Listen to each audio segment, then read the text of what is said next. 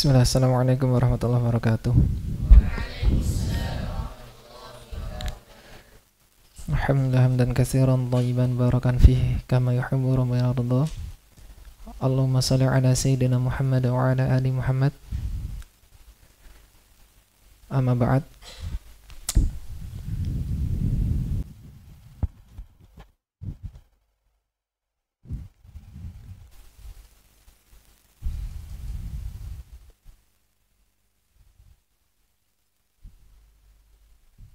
Kita sampai ke sesi 2, mudah-mudahan cukup waktunya. Sebelum kita mulai sesi 2, kemarin ada pertanyaan yang belum kejawab ya, karena waktunya juga enggak. Siapa yang tanya kemarin? Yang tanya aneh itu loh. Manusia sama sapi. Manusia sama sapi. Kalau sapi melahirkan anak manusia karena manusianya kurang kerjaan nyari sapi. Nah, misalnya kemudian anaknya itu berwujud manusia, dia bisa ngomong, bisa baca Quran dan sebagainya. Apakah boleh dimakan? Boleh. Sekalipun dia bisa ngomong pakai bahasa kita. Makanya dalam mazhab Syafi'i itu ada anekdot, ada pertanyaan anekdot itu, makhluk apa dia bisa ngomong, bisa berkhutbah, bisa baca Quran, tapi boleh disembelih habis Idul Adha, yaitu manusia yang lahir dari sapi. Itu kalian bisa baca di kitab I'anatul Talibin. Itu kalian bisa baca, dibuka-buka. Tapi emang kalian tega waktu disembelih itu, jangan sembelih aku manusia gitu. Kan wajahnya manusia.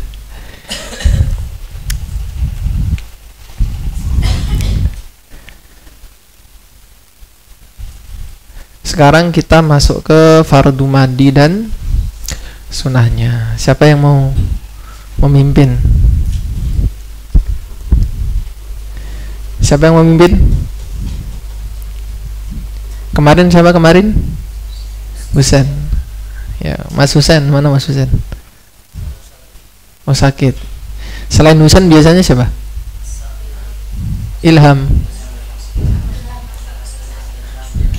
Iya, siapalah. Kelihatan nggak?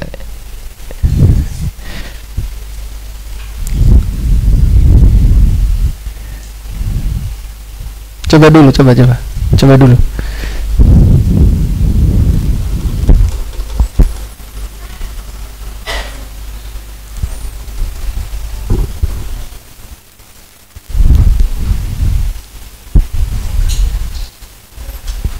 Pindah ke tengah Mas kalau nggak kelihatan Mas.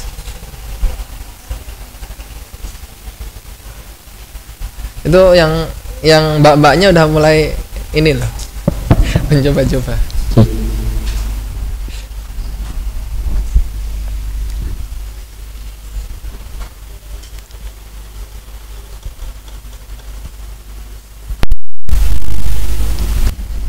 Ayo.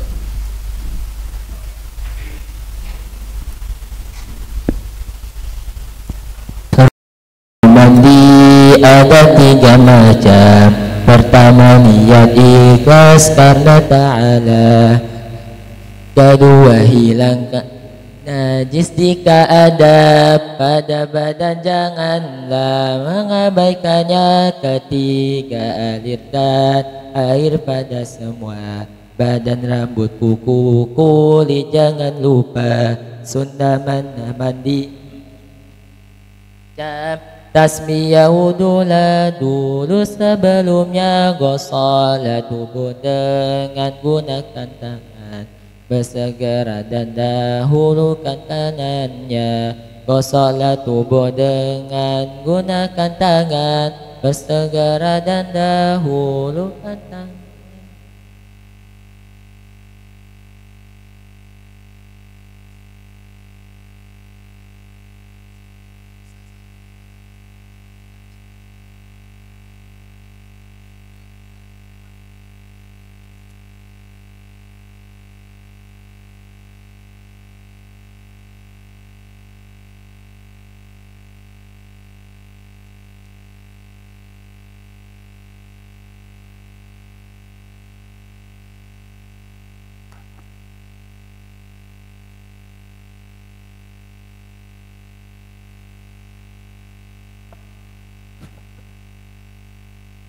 Cek. Bukan 3 tapi 2, ini salah. Furudul gusli ay arkanhu wajiban kanal guslu au manduban isnan. Jadi fardu wudu itu ada 2. Ini salah ketik ya, 2. Di dalam fikih mazhab Syafi'i itu ada kata fardu dan ada kata arkan. Ada kata furud, ada kata arkan. Ada yang tahu nggak bedanya apa? Kan artinya sama-sama wajib dilakukan toh itu. Cuman ada bedanya. Kenapa kok nggak ini aja? Arkanul gusli langsung. Kenapa harus furudul gusli? Sedangkan sholat menggunakan arkanus sholat, bukan furudus sholat. Bedanya apa? Ada yang tahu? Bedanya?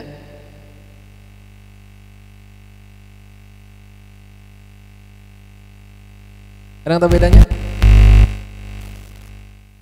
Kalau fardu 1 2 1 2 1 tes 1 2 3 dicoba tes 1 2.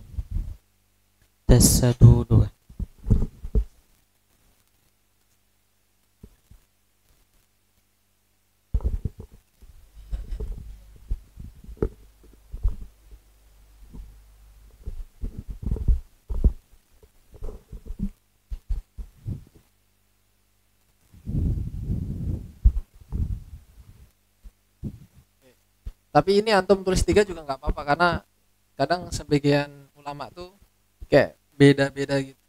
Ada yang cuma 2, niat dan mengalirkan air. Tapi ada yang menambahkan menghilangkan najis. Jadi fleksibel aja kita kalau belajar fikih mah fleksibel. Kalau fardu itu berarti tidak harus dikerjakan langsung sekaligus. Misalnya kita wudhu, basuh muka, terus kita tinggal nonton TV misalnya. Habis itu lanjut lagi, habis basuh muka apa? Tangan. Itu boleh. Atau misalnya kalian lagi di bandara, mau pergi ke Padang, lagi safari daurah tajwid misalnya. Ternyata kalian belum basuh kaki, dikasih tahu, ini pesawatnya mau take off. Akhirnya kalian nggak basuh kaki, basuh kakinya di Padang. Itu boleh nggak? Boleh, karena redaksinya pakai furud yang tidak harus dikerjakan dalam satu waktu. Tapi kalau arkan itu kalian harus mengerjakan dalam satu waktu. Misalnya kalian sholat rakaat pertama, nanti kan sholat maghrib, rakaat pertama, habis rakaat pertama kalian makan dulu, atau enggak deh kalian nonton TV lah. Kalau makan udah jelas batalin sholat. Kalian nonton TV, boleh nggak? Nggak boleh karena pakai redaksi arkan yang harus dikerjakan sekaligus. Tapi kalau furud itu kalian tidak harus mengerjakannya dalam satu waktu. Boleh dipisah. Kecuali nanti ada bab yang mana harus dikerjakan dalam satu waktu itu khusus bagi orang yang selalu berhadas. Misalnya apa? Orang sedang kena istihadah buat cewek. Atau ada penyakit itu, orang itu mohon maaf selalu mengeluarkan air seninya, rembes gitu. Itu namanya selalu daimul hadas. Dan dia harus bersegera. Atau bahasa fikihnya mualah, dia harus mualah, bersegera. Tidak boleh nanti. Tapi kalau kondisinya sehat, normal, kalau fardu itu boleh dikerjakan tidak dalam satu waktu.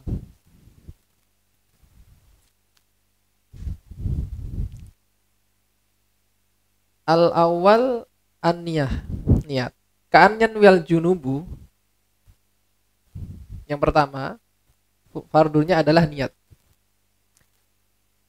Kenapa kok niat? Kenapa harus niat? Ada yang tahu?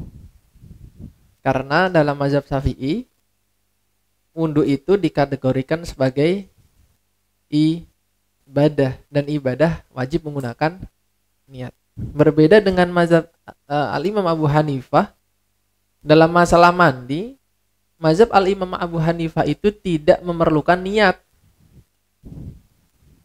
Karena bagi mereka mandi itu seperti adat atau tradisi, kebiasaan yang mana tidak memerlukan niat. Tapi tidak, dalam mazhab Syafi'i beda. Mandi itu termasuk ibadah. Kalau kita misalnya mandi, tangannya nggak basah dikit, dalam tradisi kita udah dikatakan mandi belum? Sudah.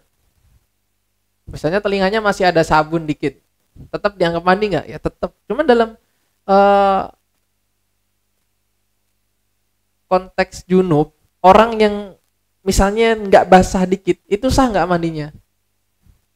Enggak sah. Makanya mandi itu ibadah, meskipun wujudnya kayak tradisi biasa dan sebagainya, tapi dia tetap ibadah. Karena ada aturan yang harus dipatuhi. Nah, dalam Islam itu niat itu termasuk logika yang paling tinggi, itu adalah niat. Karena dalam niat ada ikhlas. Karena dalam niat ada yang namanya ikhlas. Kenapa kok dikatakan ikhlas dalam niat itu logika tertinggi? Karena misalnya gini, ada si A misalnya. Si A baca Quran, si A ngapal Quran, tapi pengen dipuji sama si B. Nah, pertanyaannya kan gini, memang si B itu punya jasa apa ke si A? Yang ngasih makan? Atau di sini gampangnya Mas siapa ya? Mas Ibrahim lah. Mas Ibrahim baca Quran, pengen dipuji sama mas-mas yang lain gitu. Nah, pertanyaannya kan kemudian gini, memang mas-mas yang lain misalnya itu punya jasa apa ke Ibrahim? Kok sampai Ibrahim itu ingin divalidasi oleh teman-temannya yang lain? Nah, makanya kita ketika ikhlas, kita itu harus fokus untuk mencari validasi daripada Allah Subhanahu wa ta'ala. Karena Allah yang ngasih kita makan, Allah yang ngasih kita minum, Allah yang ngasih kita nafas, Allah yang ngasih semuanya ke kita, maka cukup ibadah itu hanya dengan kata ikhlas. Nah, itu logika tertinggi. Kalau kita nggak ikhlas, itu justru logika yang tidak berlogika. Orang ingin perhatian orang itu nggak masuk akal sama sekali, karena Anda tidak akan punya aset di akhirat. Karena tujuan ikhlas itu supaya kita punya aset di akhirat. Kalau kita nggak ikhlas, kita nggak ada aset di akhirat. Kita baca Quran misalnya, biar suaranya dipanggil, oh suara kamu keren, wah hafalan kamu keren 30 juz. Oke, kita dapat itu di dunia, cuman di akhirat itu kita nggak dapat aset apapun. Sedangkan yang kita perlukan ketika kita sudah meninggal nanti adalah aset di akhirat. Makanya ikhlas itu logika tertinggi. Dan tidak ada logika tertinggi ini yang mengalahkan Nabi Muhammad. Bahkan Nabi Muhammad itu jatah ghanimahnya berapa? 1/5. Cuman yang beliau makan itu sangat sedikit dari harta beliau. Kenapa? Karena beliau itu mengasetkannya untuk akhirat.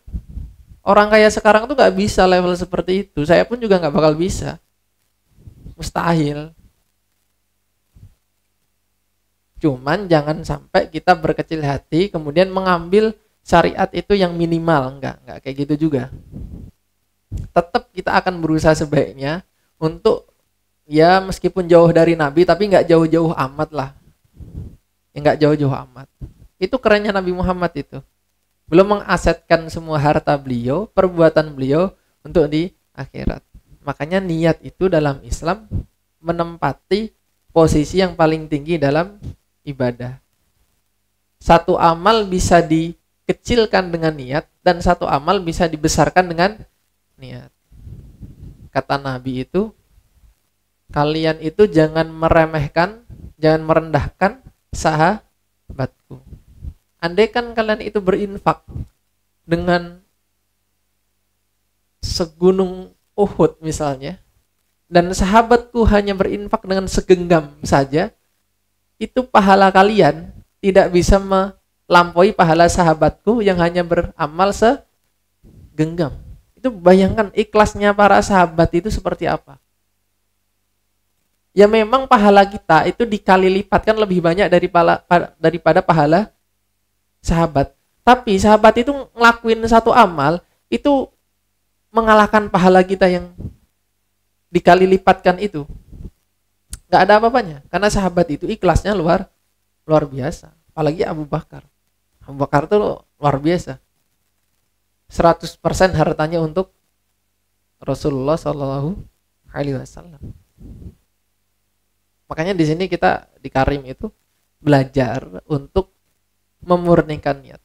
Nah, hilangkan pengen dipuji, hafal Quran, pengen dapat ini itu harus kita hilangkan semua. Kita usahakan aset kita adalah aset akhirat. Bahkan ketika Ustaz Daniswah itu minta kan, request lah beliau itu request supaya dibuat Tufah Jazari sama satu lagi apa? Ya itu. Dalam bentuk buku yang bukunya itu nanti tafsirnya itu bukan tafsir ya, terjemahnya itu per kata.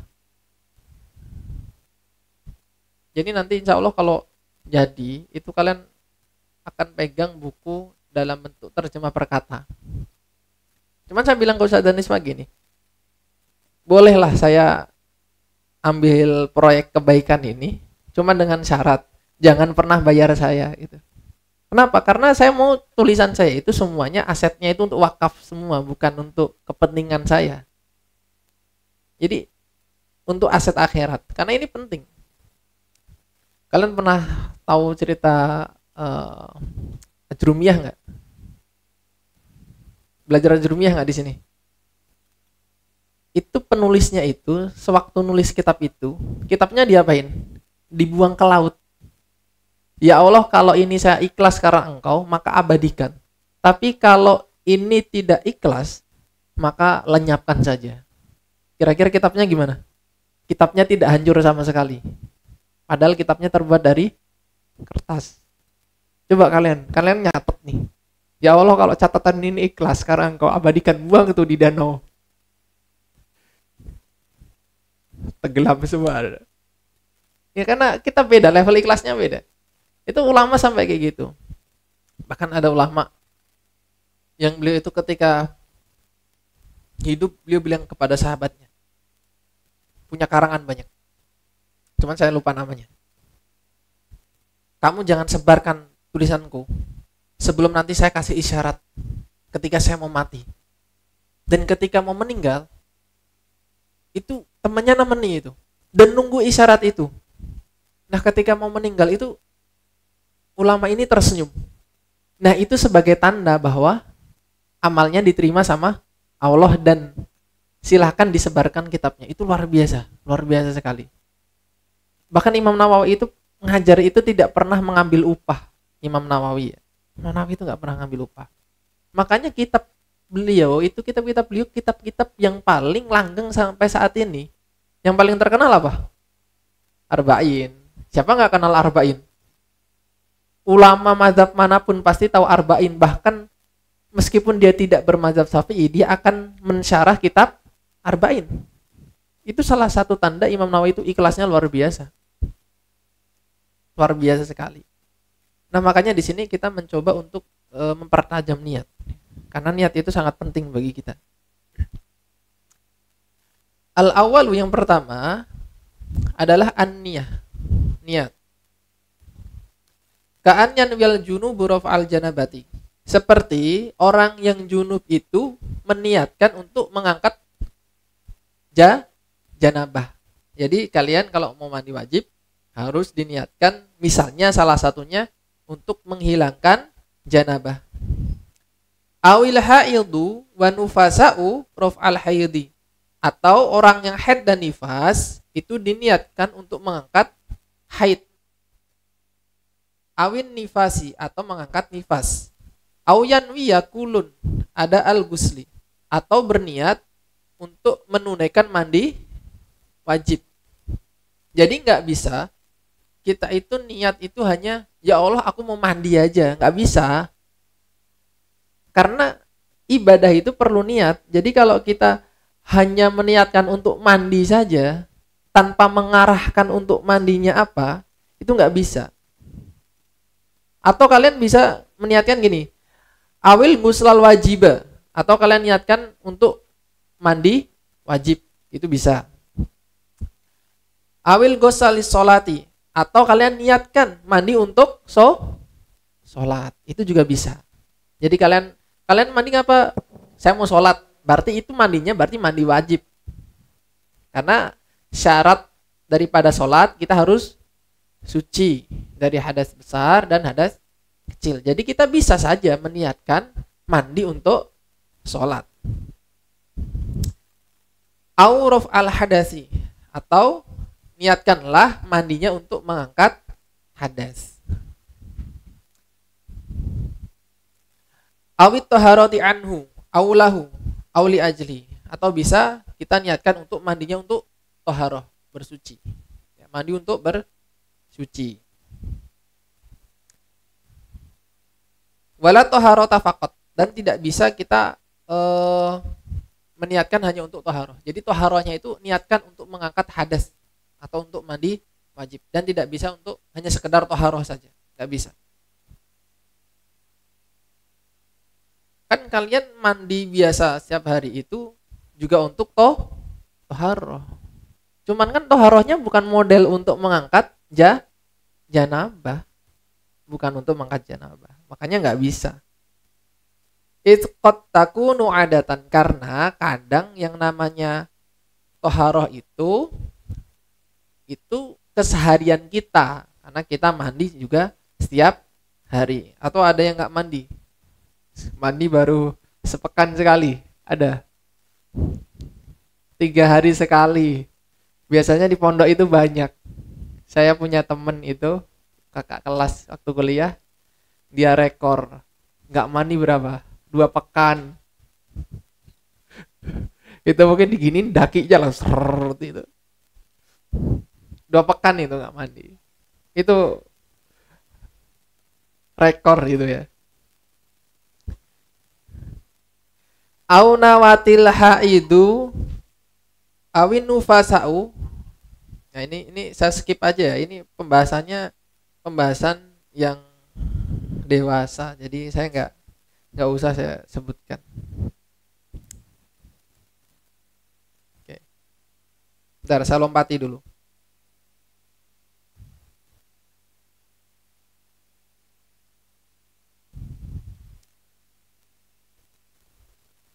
Qala al-Hisni, berkata Imam al-Hisni, walau nawal junubu istibahata ma yatawaqqaf al-ghuslu alika shalah wa tawaf wa qiraatul Quran ajza'uhu. Kalau orang yang junub itu dia mandi dengan niat supaya dibolehkan sholat, kemudian tawaf, ataupun membaca Al-Quran, maka itu niatnya sudah sah atau diperbolehkan. Wa innawa ma yustahabu lahu ka guslil jumu'ati wa nahwi lam yujihu. Kalau modelnya misalnya dia mandi, tapi mandinya itu dia lagi junub, dia mandi niatnya untuk mandi sholat Jumat. Boleh nggak? Boleh nggak? Nggak boleh. Kenapa? Statusnya itu mandi Jumat itu sunnah, bukan wajib. Jadi kayak kalian gini, misalnya kalian punya uang 100.000 sama 50.000. Terus kalian pergi ke tempat wisata.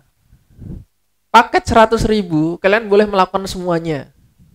Paket 50.000 kalian boleh 5 item saja. Tapi paket 100.000 boleh semuanya. Nah, ketika kalian bayar 100.000, kalian akan mendapatkan gelang dan kalian boleh gelang merah lah. Kalian boleh melakukan semuanya. Nah, problemnya ketika orang milih paket 50.000, artinya dia tidak akan bisa melakukan semuanya. Sholat 5 waktu wajib nggak? Mandi untuk sholat 5 waktu wajib? Wajib. Mandi untuk sholat Jumat wajib? Sunnah. Makanya yang sunnah itu tidak bisa lompat ke yang wajib, tidak mencukupi yang wajib. Kalau niatnya 2 double misalnya, niat mandi wajib plus niat sholat Jumat, buat sholat Jumat, boleh nggak? Boleh. Itu pahalanya ganda. Jadi pahalanya double. Kalian double pahala.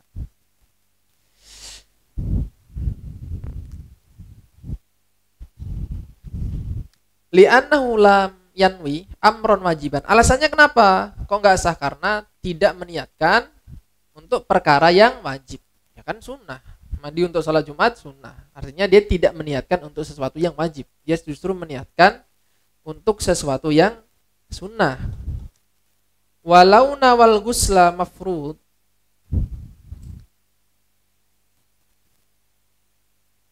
au faridotal gusli, kalau dia meniatkan untuk mandi yang difardukan atau kefarduan mandi, maka itu juga boleh. Jadi yang tidak boleh niatnya itu pokoknya saya mau mandi, nggak bisa. Mandinya apa dulu? Atau mandi untuk sunnah, nggak bisa. Jadi harus mandinya itu jelas kalian mengangkat hadas, atau mandi untuk sholat, atau mandi untuk mengerjakan sesuatu yang memang itu diperlukan mandi wajib. Harus seperti itu, harus jelas. Wala budda antakuna an-niyatu muqtarinatan bi awwali magsul. Dan niat itu harus ada ketika kita mulai membasuh bagian tubuh kita. Sawa'un kana min asfalil badan au a'lahu au wasatahu. Baik kita membasuhnya itu boleh ngacak ya. Kita mandi wajib itu boleh dari kepala dulu, boleh dari kaki dulu, boleh dari tengah-tengah misalnya di sini dulu. Itu boleh. Yang penting harus ada niat.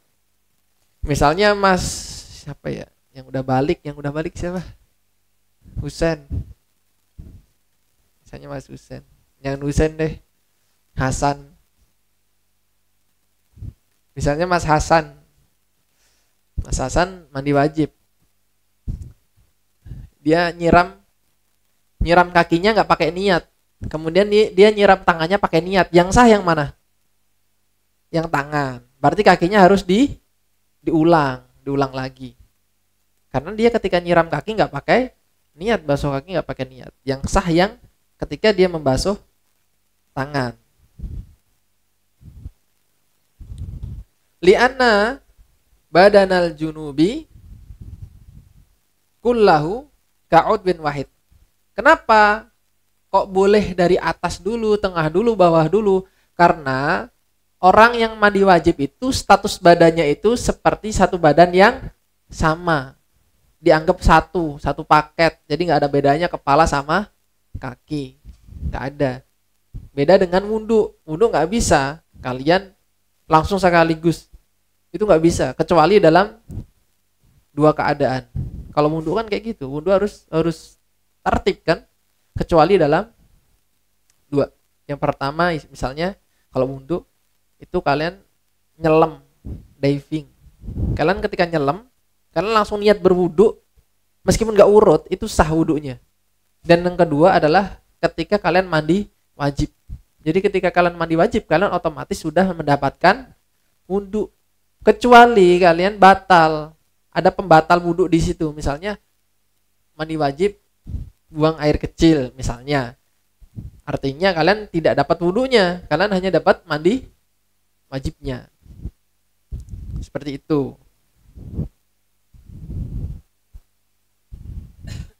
Yang kedua adalah menghilangkan najis jika ada. Jadi dihilangin dulu najisnya. Kalau ada najis, silakan dihilangkan dulu. Jangan sampai kita mandi tapi masih ada najis yang menempel. Karena mandinya ya nggak sah. Kenapa? Karena ada bagian tubuh yang tertutupi oleh najis. Bahkan bisa jadi najis semua kemana-mana. Misalnya kepalanya habis dijilat guguk misalnya, dia tidur di bawah pohon di situ, terus ada anjing lewat, dijilat, nggak dibersihin dulu, terus diguyur. Artinya air yang kena air liur anjing itu berubah menjadi air yang muntah najis. Airnya najis semua. Ya, dibersihkan dulu. Dibersihkan dulu. Apakah harus membersihkan sebelum mandi? Nggak harus. Jadi misalnya Mas Hasan, nggak apa-apa, siapa tahu ada Hasan besok. Mas Hasan misalnya di sininya kena pipis kucing, dia bisa aja mandi langsung tanpa membersihkan dulu, asalkan ininya juga hilang, pipis kucingnya juga ikut hilang, Jadi nggak harus sebelum mandi, itu nggak harus. Yang ketiga adalah mengalirkan air ke seluruh tubuh. Atau bahasa Arabnya ta'mimul badan bil ma'i. Yaitu zahirihi. Zahiri yaitu bagian luarnya saja. Bagian luarnya saja. Termasuk apa? Termasuk kuku. Jadi dalam mandi wajib itu, kuku itu yusamma basyaratan. Kuku itu dalam mandi wajib, ini bab mandi wajib, kuku itu dinamakan kulit. Ingat ya, dalam bab mandi wajib, az-zafru yusamma basyaratan. Kuku itu dinamakan kulit dalam bab mandi wajib. Bi khilafihi fi babin naqid. Beda lagi kalau babnya itu adalah pembatal wudu. Kalau babnya pembatal wudu, kuku ya kuku. Tapi kalau babnya itu adalah mandi wajib, maka kuku dianggap sebagai kulit. Misalnya kalau dalam bab wudu, saya sama istri saya mahram enggak? Mahram enggak? Siapa yang mahram angkat tangan? Yang jawab mahram tadi ada, saya dengar tuh. Saya sama istri saya mahram enggak? Mahram angkat tangan. Angkat tangan. Mahram. Apa muhrim? Mahram. Yang mbak-mbak siapa? Yang jawab mahram tadi ada tuh. Saya dengar tuh. Ada 2 orang, 3 orang kayaknya. Suami istri itu bukan mahram. Mahram itu artinya apa? Yang haram di nikahi. Ini udah nikah kok mahram, gimana sih? Mahram itu artinya haram dinikahi. Ini orang udah nikah kok mahram. Misalnya ada suami istri misalnya, ini kasusnya. Udah lama nggak ketemu, terus kangen gitu. Si istrinya sudah berwudu mau sholat, kan nggak bisa dipegang. Akhirnya suaminya, aku kangen kamu, mau meluk gak bisa. Ya udah pegang gigi aja, pegang kuku, dipegang kukunya gini. Batal nggak wudunya? Batal nggak? Nggak batal ya, nggak nggak batal. Kan kalau dalam pembatal wudhu itu bersentuhan kulit, bersentuhan kulit. Kuku kulit nggak? Nggak, kuku tidak termasuk kulit. Tapi dalam mandi wajib, kuku dianggap kulit. Nah gitu ya, bisa paham ya. Wala yajibu ghuslu sya'ri nabiti fil aini awil anfi. Dan tidak wajib membasuh rambut yang tumbuh di mata. Misalnya ada orang kelainan, keluar rambut di matanya gitu. Misalnya. Itu tidak wajib dibasuh. Atau di hidung. Misalnya rambut hidungnya panjang banget, lewer gitu. Wajib nggak? Nggak wajib. Nggak wajib. Itu tidak wajib dibasuh. Wa innama wajaba ghusluhu minan najasati li ghilaziha. Akan tetapi diwajibkan membasuhnya itu dalam konteks ketika rambut yang tumbuh di mata atau rambut yang tumbuh di hidung itu ada najis. Kalau ada najis itu wajib dibasuh. Tapi kalau nggak ada nggak wajib. Karena najis itu masalah yang berat. Najis itu masalah yang berat, makanya wajib dibasuh.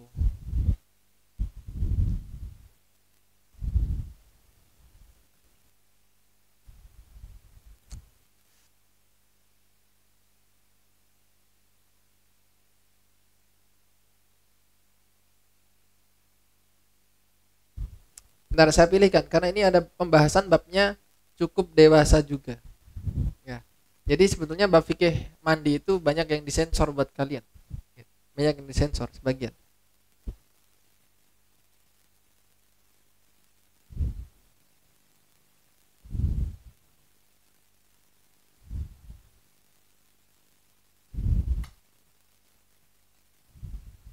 Wa yajibu aidon ila batini sya'ri walau kasifan.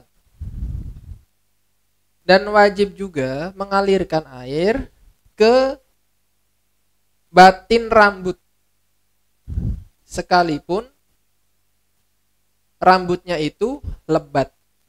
Ke batin ke dalam rambut sekalipun rambutnya, kalau dalam bahasa Indonesia itu rambut lebat itu disebut apa? Kok gondrong? Enggak lah. Bukan gondrong. Rambut yang lebat. Kalau orang Jawa bilangnya ketel. Ya pokoknya rambut yang lebat itu wajib dialirkan airnya sampai ke dalam. Lakin yutasamahu bibatini al-uqdi allati la yasilul ma ilaiha. Akan tetapi dibolehkan, dimaafkan air itu tidak sampai kalau kasusnya itu rambutnya itu keriting kruwel-kruwel. Keriting kruwel-kruwel.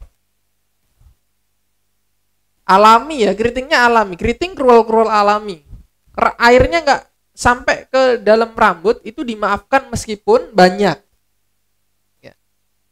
Idza ta'aqqada sya'ru bi nafsi sawa'un kana qalilan aw katsiran. Kalau rambutnya itu kruwel-kruwel itu dengan sendirinya. Baik kruwel-kruwelnya banyak atau sedikit, airnya masuknya enggak masuk banyak atau enggak masuk sedikit, itu tetap dimaafkan. Kalau kruwel-kruwelnya itu memang dari sananya, kayak orang mana ya? Orang Papua misalnya. Orang Papua, orang Afrika, kalau rambutnya kruwel-kruwel kayak gitu, itu dimaafkan. Fa in ta'aqada bi fi'li fa'il ufiya 'anil qalil urfan. Kalau kurel-kurelnya misalnya dibuat-buat misalnya. Kalau cewek itu diapain sih, di kurel-kurel itu dipakai apa namanya itu? Catok. Ya apalah itu, dicatok, diapain, pokoknya dikurel-kurel sendiri ya. Biasanya kan cewek banyak kerjaan tuh. Yang enggak ada kerjaan dikerjain aja. Nah itu kalau sampai kurel-kurelnya disengaja, itu dimaafkan kalau airnya tidak sampai itu sedikit.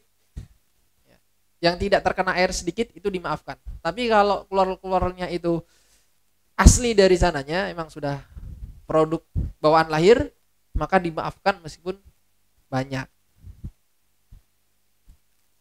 Wa yu'fa an mahali tubu'in asura zawaluhu au hasolat lahu musulah. Nah, dimaafkan juga kalau rambutnya ada lingsonya. Tahu nggak? Ada orang Jawa nggak? Lingso. Tahu lingso nggak kalian? Lingso itu telur kutu yang biasanya di rambut nempel itu kan. Itu kan kadang susah dihilangkan. Artinya ketika ketempelan lingso, rambut kalian sebetulnya kena air nggak? Yang ketutupan lingso itu. Enggak kena air. Nah, kalau ada orang rambutnya ada lingsonya, ada telur kutunya, itu nggak kena air, itu dimaafkan. Misalnya ada 1000 kutu di kepala dia, kayak ternak gitu, rambutnya sampai ada telur putih gitu. Nah, itu kalau susah dihilangkan, itu dimaafkan buat dia karena susah. Atau dia ada kotoran yang memang kotorannya juga susah dihilangkan, juga dimaafkan juga. Ada musulah, kalau ada kotoran dimaafkan juga.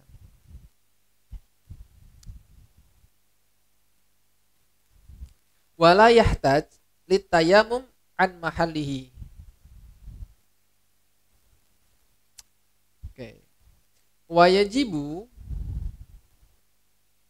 naqdud dhafair illam yasil ma ila batiniha illa binaqdi.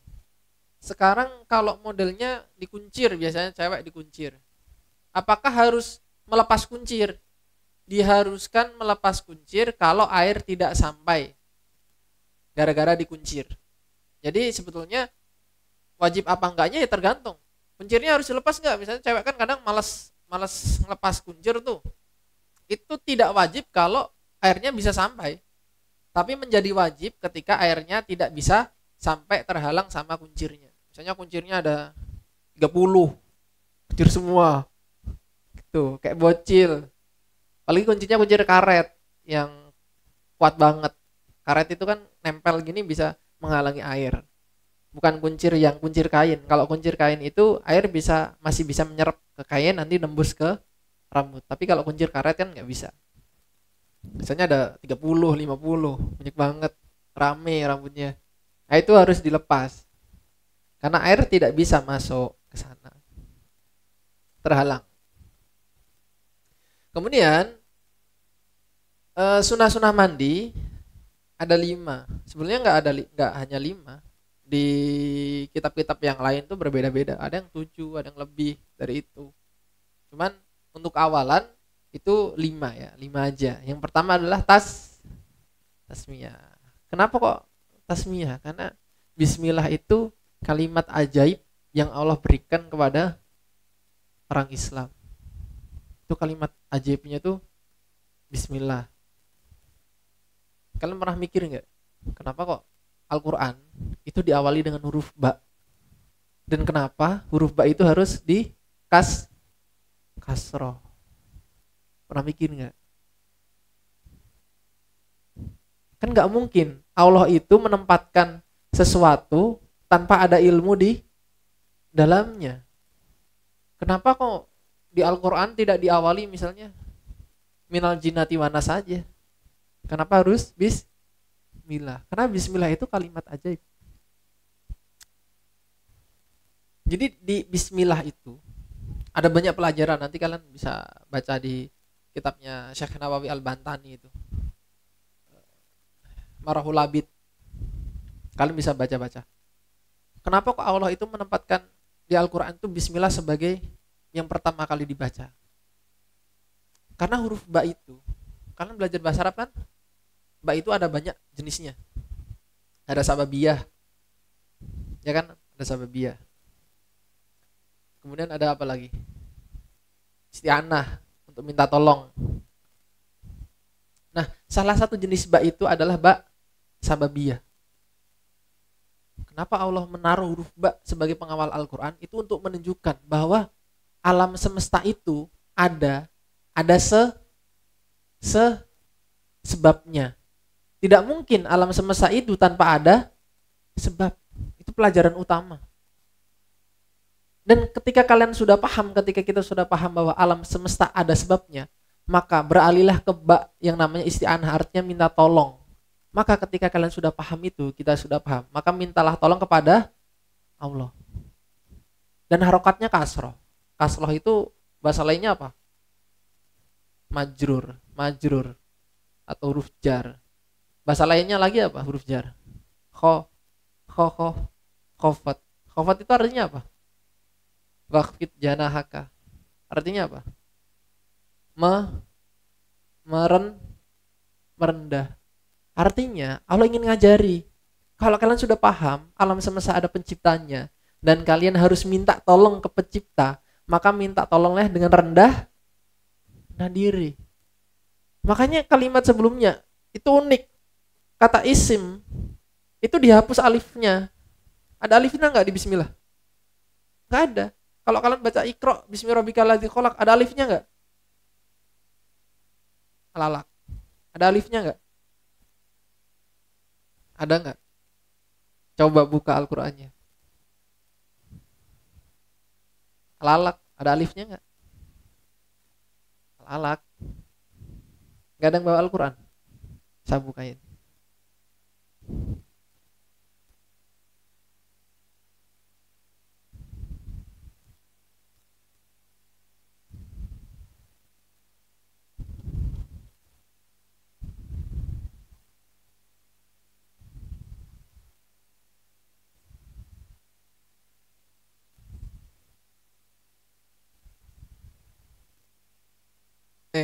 Ada alifnya enggak? Alalak. Isim. Ada kan? Ada ya. Karena beda konteks. Bismillah itu kita diajarkan untuk minta tolong ke Allah Subhanahu wa taala. Sedangkan alif itu lambang keangkuhan. Nunjuknya alif kemana? Alif itu nunjuk kemana? Ke atas. Alif itu kan tegak. Tegak itu lambang simbol kesombongan, keangkuhan. Dan dia tidak sesuai dengan harokat di huruf ba. Makanya dihilangkan di situ. Jadi luar biasa sekali. Makanya bismillah itu ucapan yang sangat sakral yang Allah berikan ke kita. Jadi ketika kita baca bismillah itu, baca bismillah, coba dihayati, sesakral itu bismillah. Kenapa alifnya dihilangkan? Kenapa Allah mengawali dengan huruf ba? Ada apa di balik huruf ba? Kenapa harokatnya ba itu kasroh? Kenapa kok alifnya dihilangkan? Itu semua sakral. Sedangkan kalian kalau baca Iqra, bismi rabbikal ladzi khalaq, itu sedang berbicara tentang keagungan Allah di situ. Dan Allah layak untuk bersombong diri. Allah layak. Iqra itu berbicara tentang keagungan Allah, kehebatan Allah yang sedang menciptakan. Makanya buat apa alifnya dihilangkan? Karena yang paling tinggi yang pantas untuk sombong itu adalah Allah Subhanahu wa taala. Kalau kita minta tolong sama Allah masa ya sombong. Misalnya Kang Husen minta tolong ke Kiai Fihri. Tolong Gimana? Mintanya kayak gitu, kamu diapain sama Kiai Fihri? Digaplok ya. Masih digaplok. Kenapa? Karena enggak sesuai. Kita temanya minta tolong, caranya angkuh, itu enggak bisa. Nah di bismillah itu diajari bagaimana kita minta tolong, caranya dengan cara yang etis, yang beretika. Maka hilangkanlah kesombongan ketika minta tolong. Nah yang pertama itu tasmiyah. Dan juga ada hadis Nabi kan, kullu amrin dzibalin la yubda fihi bismillah bahwa abtar aqta ajzam. Kalau perkara yang kita lakukan kita tidak mengawali dengan bismillah, maka perkara itu kurang berkahnya kurang. Bukan gak ada pahalanya, pahala ada, cuman menjadi berkurang, berkahnya menjadi berkurang juga. Yang kedua adalah wudu. Yang kedua adalah wudu. Wudu sebagaimana kita wudu untuk sholat. Sebagaimana kita wudu untuk sholat. Yang ketiga adalah menggosok tubuh. Jadi disunahkan juga menggosok tubuh. Enggak sekedar biar biur. Enggak. Cuman disunahkan juga untuk menggosok tubuh. Kenapa? Ya habis main seharian dakinya sekilo kan. Ya digosok lah. Kasih sabun, digosok, kasih sabun biar bersih, biar temennya itu nyium tuh enak gitu loh. Biar temennya itu nyium enak. Saya tuh punya murid itu dia suka pakai parfum. Jadi satu kelas tuh ada suka pakai parfum. Nah, kalian biasakan tuh pakai parfum itu tiap hari biar wangi. Jadi kalian mandi pakai sabun biar wangi, pakai parfum biar wangi. Jangan sampai mengganggu teman dengan bau yang tidak wangi. Nah, itu nggak boleh. Itu termasuk mengganggu ya itu. Makanya kalian mandi gosok tubuhnya pakai sabun yang wangi, pakai parfum. Jangan sampai kalian itu mengganggu teman dengan bau yang tidak sedap. Itu zolim loh. Jangan dikira itu gak zolim. Zolim. Bahkan orang yang makan bawang putih baunya gak enak, Nabi bilang apa? Jangan dekat-dekat masjid. Saya nggak boleh dekat-dekat masjid. Jadi dihilangkan dulu baru silahkan ke masjid. Karena bau kayak gitu tuh mengganggu. Jangan hanya malaikat. Jangan hanya manusia. Malaikat terganggu juga dengan bau seperti itu yang tidak nyaman. Makanya mandi dengan menggosok tubuh. Mandi itu yang bersih. Jadilah orang yang bersih. Bahkan sahabat Nabi yang paling bersihan tuh siapa? Ibnu Abbas. Itu paling bersihan. Apalagi ketika hendak bertemu dengan istri beliau, Ibnu Abbas itu selalu mandi, bersih-bersih badan dulu. Jangan sampai orang terdekat ya, bahkan istri beliau merasakan bau yang tidak nyaman. Bahkan saya pernah, mungkin sering ya, kadang sholat di samping orang itu tidak bisa diungkapkan baunya. Saya sampai bilang dalam hati, ya Allah kapan sholat cepat selesai. Harusnya kan sholat itu lama ya kan. Ini kita justru malah berharap hati kita sholat cepat selesai. Biar hidung kita tuh selamat dari baunya. Karena baunya itu tercium berapa radius meter itu. Ya, itu sangat mengganggu, gak nyaman. Jadi santri karim harus menjadi santri yang bersih. Karena Allah suka hamba yang ayatnya kan kalian tahu. Innallaha yuhibbut tawwabina wa yuhibbul. Allah tuh suka orang yang bersih-bersih. Suka. Makanya jangan jorok. Ada yang jorok sini? Nah, harus diajari supaya bersih-bersih. Kemudian bersegera. Ya, bersegera ketika mandi wajib, kalian harus bersegera. Jangan karaokean dulu. Cewek biasanya. Kamar mandi jadi ajang pencarian bakat. Bersegera. Jadi dari kamar mandi jangan sambil nyanyi dan sebagainya. Nggak boleh.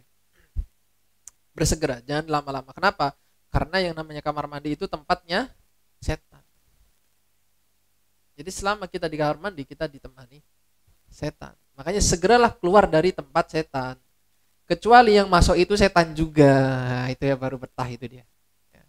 Makanya cepat-cepatlah keluar dari kamar mandi. Bahkan sebagian ulama itu ketika masuk kamar mandi dia menggunakan sendal dan penutup kepala, peci ketika buang hajat ya. Dia buang hajat menggunakan peci dan sendal. Kenapa? Karena penyakit itu juga bisa masuk lewat kaki. Makanya pakai kaki, pakai sendal ya. Makanya pakai sendal. Kemudian mendahulukan yang kanan. Bagian kepala kalau digurus sebelah kanan dulu, bisa sebelah kiri. Tangan juga sama, sebelah kanan, kemudian sebelah kiri. Dahulukan yang kanan. Karena Nabi suka mendahulukan sesuatu yang kanan. Dan kiri, kanan dulu. Meskipun sah enggak? Sah-sah aja kalian kalau mau pakai yang kiri dulu. Cuman lebih baik dahulukanlah ketika kita mandi ataupun hal apapun menggunakan yang kanan, jangan yang kiri. Gitu. Karena kanan itu sebagai simbol, biasanya sebagai simbol kebaikan, dilambangkan dengan kanan. Di Al-Quran kan, fa amma man utiya kitabahu biyamini. Yang satunya wa amma man utiya kitabahu bishimali. Kanan sebagai simbol kebaikan, kiri sebagai simbol keburukan. Saya kasih satu pelajaran buat kalian. Fa amma man utiya kitabahu biyaminihi fayaquluha umqra'u kitabiyah. Bahasa Arabnya kitabku apa? Kitabi, bukuku kitabi. Cuman kenapa kok di ayat itu Allah menggunakan kitabiyah? Ada apanya di situ? Hah? Kitabiyah. Ada apanya di situ? Kan harusnya gini ya. Ha umqra'u kitabi. Ini loh kitabku, baca. Tapi enggak, di situ bilangnya kita biya. Ketambahan apa itu? Itu bukan tak marbutoh. Coba buka.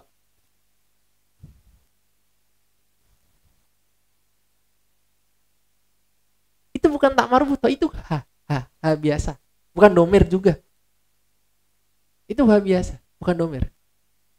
Ada yang tahu nggak rahasianya apa? Orang Arab itu pernah nggak bilang, misalnya,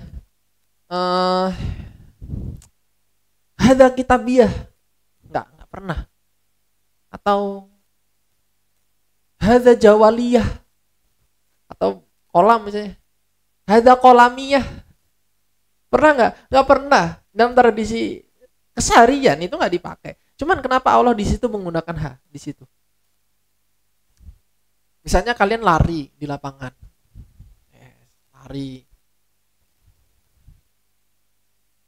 100 kali, misalnya sprint, udah larinya sprint pula 100 kali. Ketika kalian berhenti, kalian akan gimana? Coba ngos-ngosan. Atau misalnya kalian lagi bengong, kalian dikagetin, akan ada suara apa? Suara apa di situ? Enggak. Ada suara apa dari mulut kalian? Keluar suara apa? Hah? Kan dikagetin nih dari belakang, gelap-gelap misalnya. Kagetin. Akan ada suara apa di situ? Astagfirullah. Habis astagfirullah, kalian akan keluar suara apa itu?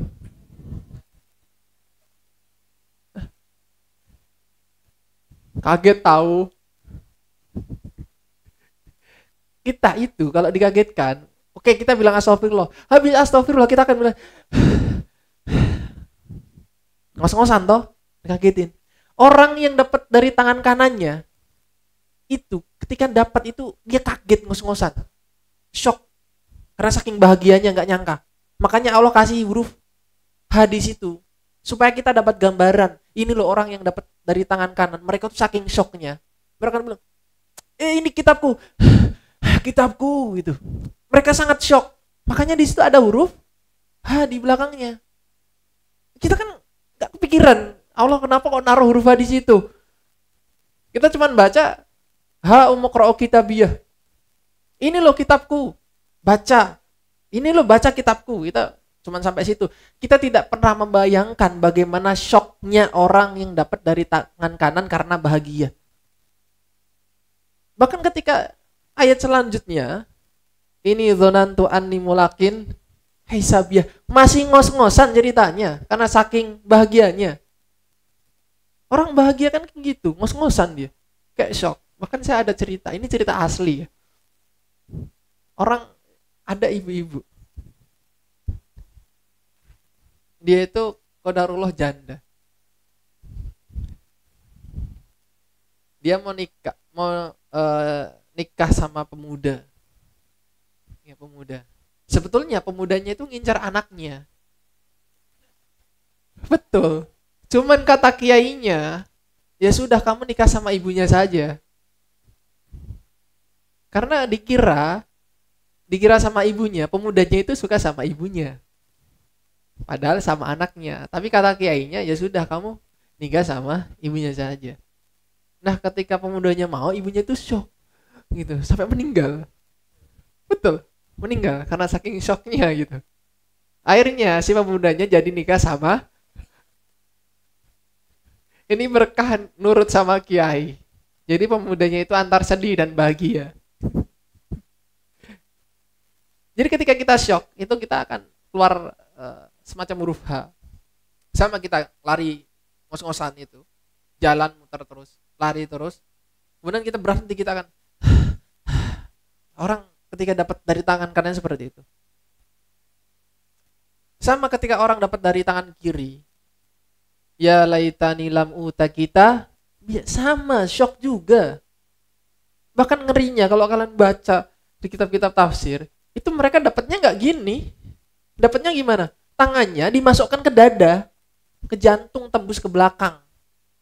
Gimana nggak ngos-ngosan, nggak sakit? Mereka tuh nggak terima dari tangan kiri gini, enggak. Tangannya itu dari sini, masuk ke dada, tembus ke belakang. Saking ngerinya ketika orang dapat dari tangan kiri itu luar biasa itu. Jadi diekspresikan sama Allah dengan huruf jailaitani lam utakidabiyah walam adrima hisa biyah. Masih ada huruf hanya lagi. Luar biasa. Sama-sama shock, yang satu shock bahagia, yang satu shock menderita. Luar biasa. Nah, dalam Islam kanan sebagai simbol kebaikan. Makanya kalian biasakan melakukan sesuatu itu dari yang kanan-kanan. Pakai baju kanan, mandi kanan dulu. Ngambil barang pakai tangan kanan. Biasakan dengan tangan kanan. Kemudian selanjutnya haram bagi orang junub. Siapa yang membaca? Cuman 2. Hasan, Husain. Mana Husain? Oh iya, sakit ya lupa saya. Mas, baca lagi Mas.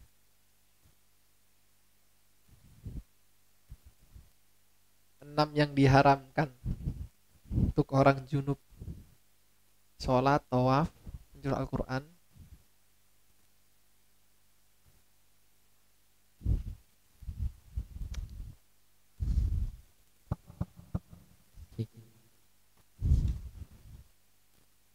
Enam yang diharamkan tuh orang junub: salat, tawaf, menyentuh Quran yang mulia, membawa Quran pun juga membacanya, dan yang terakhir berdiam tidak. Oke, ada 6. Tadi fardu wudu ada berapa di sini? 3. Sebagian ulama ada 2. Kalian boleh bebas pilih ya. Mau yang 2, mau yang 3, oke lah, nggak apa-apa. Kalau yang kemarin tanda-tanda balik ada? Ada? 3. Yang mewajibkan mandi ada? Ada? 6. 6 yang diharamkan untuk orang junub. Ada 6. Wa yahrumu 'alal junubi ay al-muhdits hadasan awsato sitatu asya. Ada 6. Ahadua as-sholatu. Yang pertama adalah sholat. Itu haram bagi orang junub, termasuk orang yang berhadas, hadas menengah, hadas sedang, itu haram baginya untuk sholat. Kenapa kok Islam itu kok seakan-akan repot-repot sih? Sholat harus mandi, sholat harus wudhu dan sebagainya. Kenapa kira-kira? Kok buang angin batal sholatnya? Kenapa? Kenapa kira-kira? Itu orang sebelah itu mau nyembah Tuhannya aja bebas mereka. Pakaiannya bebas, ya. Mau junub apa enggak juga bebas. Kenapa kita orang Islam justru aturannya banyak, sedangkan mereka sebelah itu aturannya bebas-bebas saja gitu. Malah nggak ada aturan kan? Kira-kira kenapa? Kira-kira kenapa? Kenapa? Misalnya nih, kalian pernah nonton kartun nggak? Pernah nonton kartun adegannya mohon maaf ketika buang angin nggak? Adegan misalnya ketika buang angin di kartun, anginnya keluar warna apa? Ya warna apa aja lah, terserah itu dah. Kalau kita ngadep manusia, misalnya, dan ternyata Allah takdirkan kentut kita bisa berwarna, kira-kira kita malu nggak? Malu. Sedangkan kita ngadep Allah loh, masa nggak malu? Masa kita masih melanjutkan sholat kita gitu? Bisa kebayang nggak? Atau mohon maaf, kita habis junub gitu, atau perempuan haid. Allah kan tahu semua tentang kita kan. Meskipun kita tutup, misalnya di sini ada tompel kita tutup, Allah tahu nggak? Tahu. Orang haid, Allah tahu nggak? Tahu. Masuk dia nggak malu ngadep Allah dalam membawa haid seperti itu, atau junub dan sebagainya. Makanya Islam itu bukan ribet, tapi saking sakralnya. Makanya aturannya banyak. Karena saking sakralnya, andaikan agama kita nggak sakral, ya udah seenaknya aja. Misalnya kalian ngomong sama orang tua kalian, cuy, lagi apa cuy? Berani nggak? Nggak berani. Kenapa? Karena orang tua itu sakral, semakin banyak aturan. Andaikan orang tua kalian nggak sakral, kalian akan, bro, ngopi dulu bro. Bro, kok pinjam duit dong. Andaikan orang tua kita nggak sakral, Allah nggak sakralkan di Al-Quran, kita mungkin seenaknya. Makanya kenapa kok Islam banyak aturan sebagainya? Karena Islam itu sakral. Sakral luar biasa. Orang-orangnya juga sakral. Bahkan bicara sama Nabi kan nggak boleh pakai nada tinggi. Nggak boleh. Bicara sama orang tua, karena orang tua itu sakral, maka ada aturannya. Semakin sakral, semakin banyak aturan. Semakin tidak sakral, semakin murah. Kalian misalnya beli cincin pinggir jalan lah, akik pinggir jalan. Kalian pegang-pegang boleh nggak? Akik pinggir jalan, boleh nggak dipegang? Boleh nggak dicoba? Boleh. Kan masuk ke toko emas, standar internasional. Kalian mau ada cincin, kan boleh nggak pegang? Diketok kalian. Kalian coba, nggak boleh.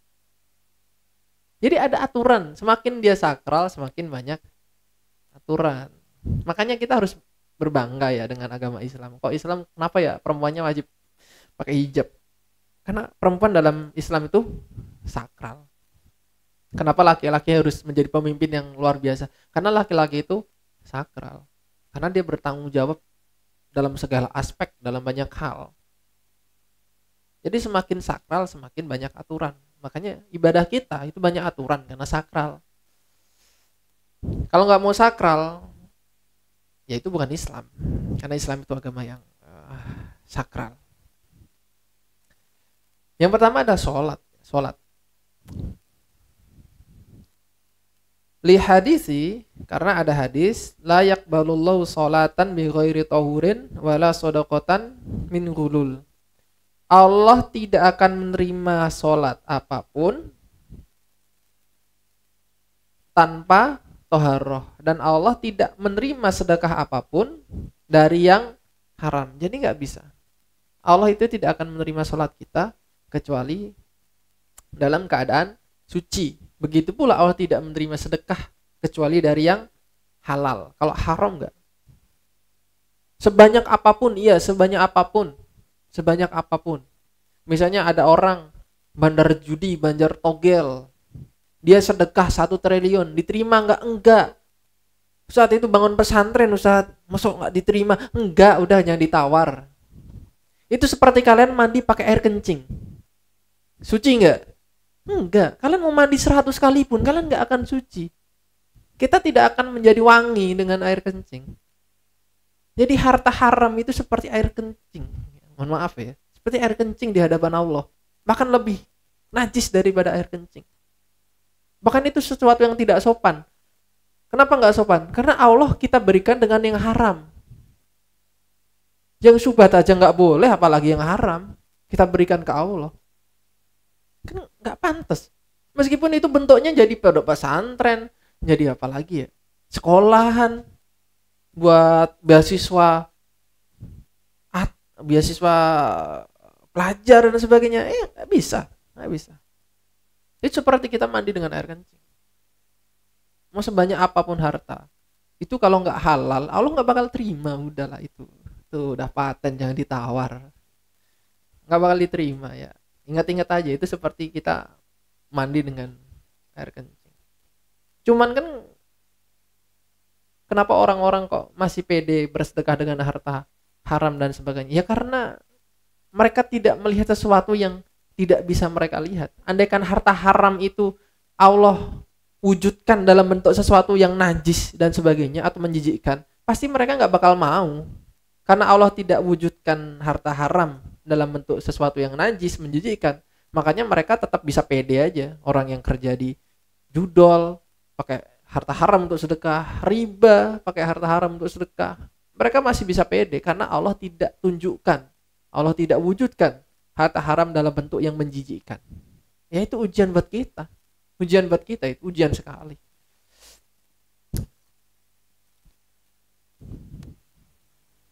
Qala Nawawi, berkata Al-Imam An-Nawawi, amma idza lam yajid al-junubu ma'an wala turaban fa innahu yusalli li hurmatil waqti ala hasabi hali. Bagaimana kondisinya ketika orang yang junub itu tidak menemukan air ataupun debu? Itu gimana? Sedangkan sudah masuk waktu sholat. Misalnya di mana ya? Tempat yang nggak ada debunya itu mana? Pesawat kayaknya. Pesawat kan nggak ada. Kan tiap hari di ini, di apa namanya? Di lap. Pesawatnya yang VIP. Di lap, disikat dan sebagainya. Ternyata orangnya tidur di pesawat. Bangun-bangun junub. Udah masuk waktu sholat. Ternyata airnya habis.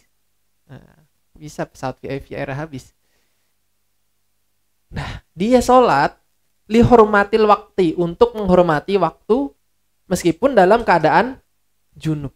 Ya udah nggak apa-apa. Sedemikian keadaannya, bagaimana keadaannya dia aja. Hanya sekedar untuk menghormati waktu sholat. Nanti wajib pulang sholat lagi nggak? Wajib. Tetap wajib. Jadi kalau nggak ada air, nggak ada debu untuk tayamum, silahkan sholat lihormatil waktu ala hasabi hali, bagaimanapun keadaannya, segimananya kita aja. Adanya kayak gitu ya sudah, kita sholat lihormatil waktu. Wa yahrumu alil qiraatu kharijas sholat, dan haram baginya untuk membaca Al-Quran di luar sholat. Wa yahrumu alaihi an yaqra'a fi sholati ma zada ala fatihatil kitab, dan haram baginya membaca Al-Quran lebih dari Al-Fatihah. Itu nggak boleh. Jadi kita hanya diperbolehkan membaca Al-Fatihah, yang wajib saja yang boleh. Kemudian ada pertanyaan di sini. Wahal yahrum, apakah haram membaca Al-Fatihah? Maka ada dua pandangan di sini.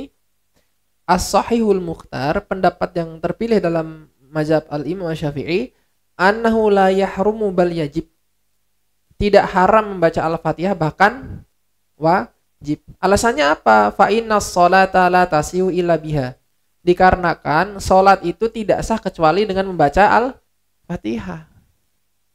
Ya nggak bisa, ya kan junub, ya kan sholat butuh Al-Fatihah, gimana sih?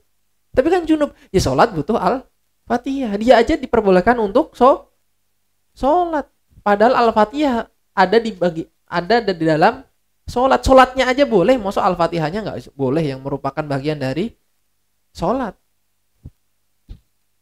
Jadi dibolehkan dalam mazhab Al-Imam Asy-Syafi'i.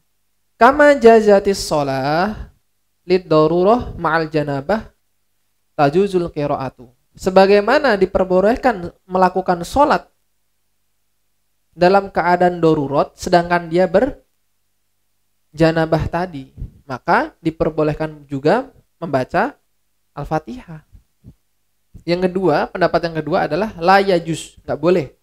Bal ya'ti bil adkari lati ya'ti biha al-ajizu alladhi la yahfazu syai'an minal Qur'an. Itu tidak boleh. Pendapat yang kedua ya. Pendapat yang kedua tidak boleh. Terus gimana? Diganti dengan zikir. Ya entah subhanallah, alhamdulillah dan sebagainya. Kalau zikir kan boleh kita dalam keadaan janabah, itu boleh. Diganti dengan zikir sekadar panjangnya itu sepanjang Al-Fatihah. Misalnya Al-Fatihah 1 menit selesai kalian, berarti kalian zikir seperti itu 1 menit atau 2 menit. Wasaniha yang ketiga yang haram bagi orang junub adalah tawaf. Tawaf. Li khobaril hakim, berdasarkan khobar dari Al-Imam Al-Hakim dalam kitab beliau Al-Musadrak, at-tawafu bil bait sholah. Tawaf di Masjidil Haram itu adalah sholat. Maksudnya apa? Aikas sholati fi satri wa taharati, yaitu aturannya itu seperti sholat, karena tawaf itu kita wajib menutup aurat dan melakukan taharah. Jadi aturan tawaf itu seperti aturan sholat juga. Kemudian kalian tahu nggak, di Al-Quran itu kalau kalian baca kata sholat itu pakai wawu, ya kan? Kata sholat di Al-Quran itu pakai wawu. Harusnya pakai apa? Harusnya pakai apa? Harusnya pakai apa? Sod, lam, wawu, ha. Harusnya sod, lam, alif, ha. Pertanyaannya kan gini kemudian, kenapa kata sholat itu di dalam Al-Quran ditulis pakai wawu bukan alif? Itu loh maksud saya. Ada yang tahu nggak? Kalau tahu saya kasih Pokaris Fat nih biar kalian nggak dehidrasi. Ada yang tahu nggak? Kenapa sholat itu pakai wawu, tidak pakai alif nulisnya di Al-Quran? Masuk kalian nggak tahu? Kan Karim ini, Karim bil Quran lo ini loh. Kan harusnya paham Al-Quran. Masuk Karim bil Quran nggak paham Al-Quran. Kan kita ingin Karim bil Quran. Kalau kita Karim bil Quran berarti kita harus paham Al-Quran gitu. Ini penting loh. Kenapa kok di Al-Quran itu pakai ini wawu, nggak pakai alif? Ntar saya carikan ya. Misalnya di surah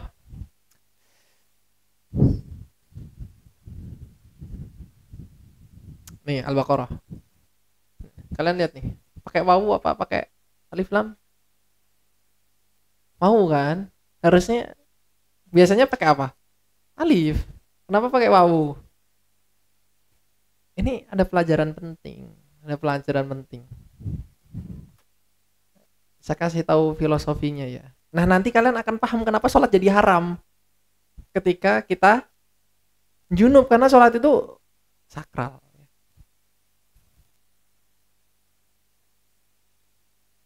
Sholat itu misalnya di Al-Quran menggunakan kata ba'ala. Kalau kalian di Al-Quran nemu kata ba'ala, itu artinya sesuatu itu sangat susah sekali dilakukan. Misalnya kutiba alaikumus siyam, kutiba alaikumul qital, kutiba alaikumul qisas fil qatla dan seterusnya. Salat itu juga sama. Ayat tentang salat apa? Yang ada kata banyak. Yang ada kata kita mau kutai itu loh. Satu orang yang mas-mas yang ada kata kita mau kutanya itu loh. Saya kasih bocoran itu.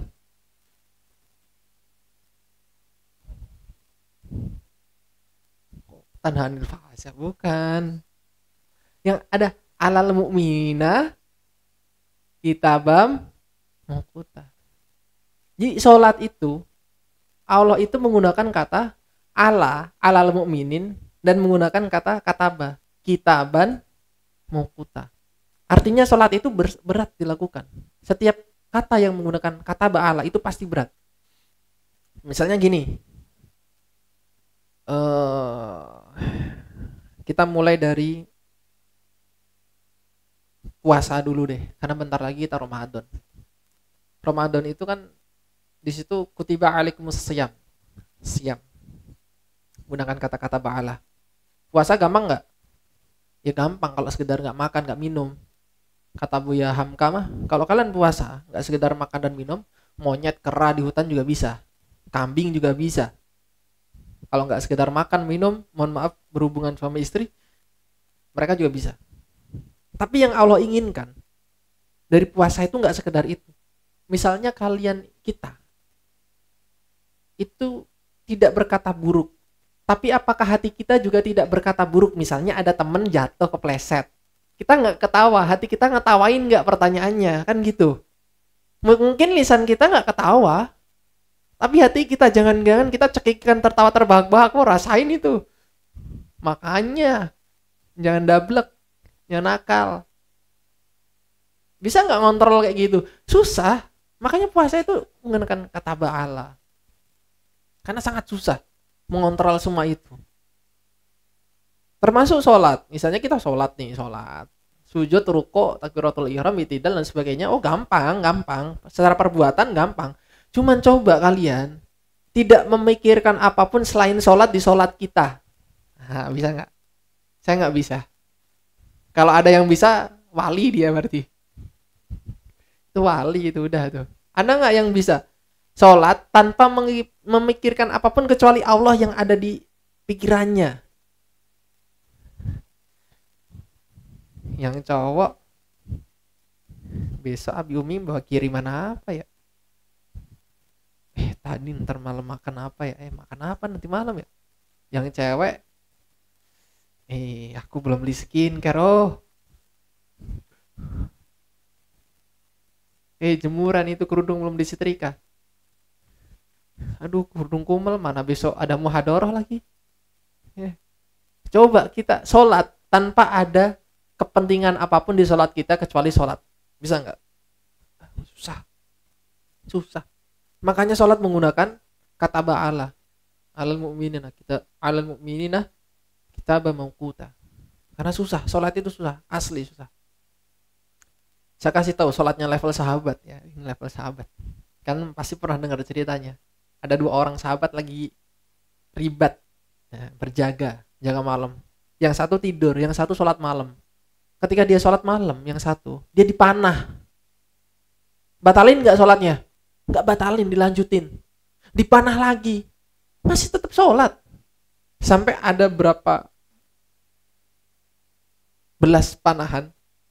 Mungkin ada berapa belas panahan, baru setelah salam dia bangunkan sahabatnya yang sedang tidur digoyang-goyang.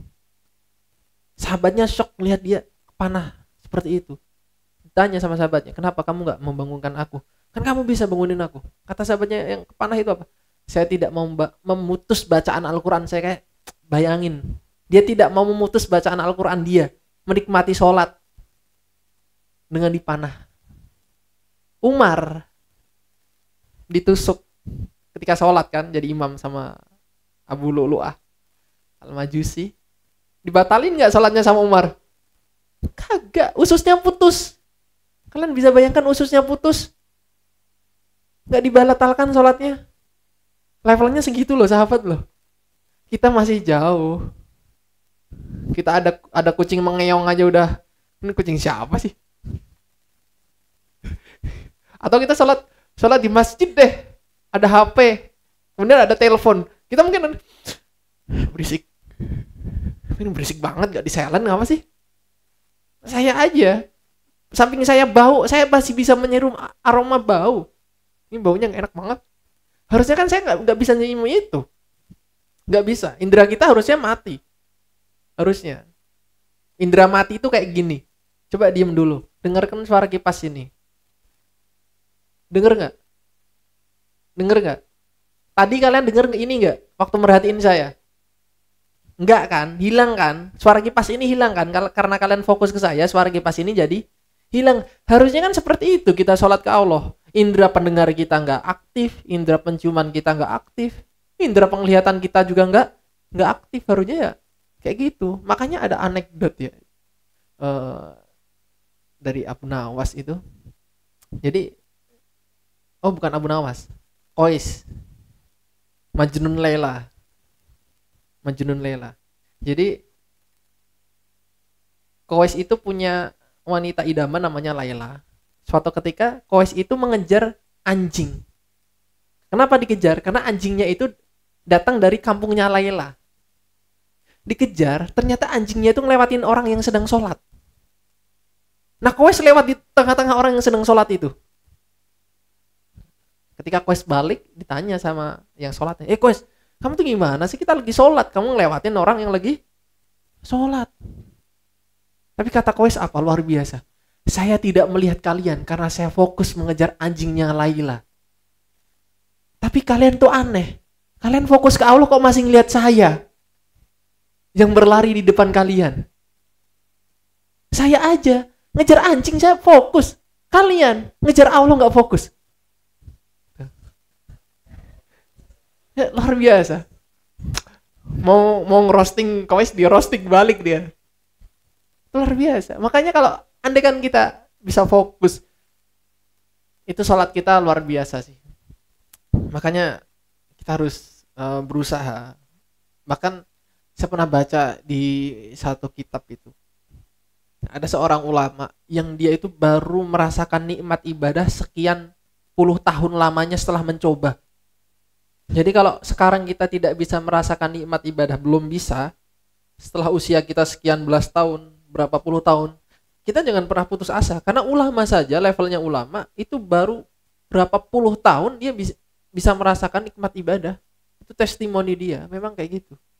Mungkin kita sekali, dua kali, beberapa kali kita bisa merasakan nikmat itu.